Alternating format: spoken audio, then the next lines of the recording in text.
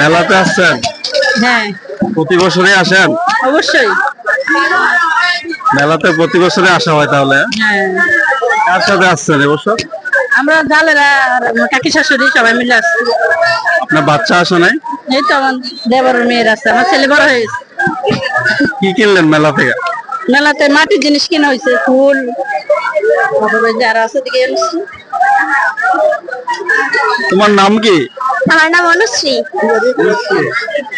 তুমি কোন ক্লাসে পড়ো? আমি ক্লাস 5 এ পড়ি। ক্লাস 5 এ পড়ো? তোমার রোল নম্বর কত? রোল নাম্বার আমার 14। কার সাথে আসছো? আমি আমার মার সাথে, বড় মার সাথে আসছি এখানে। তুমি কি কি কিনলা?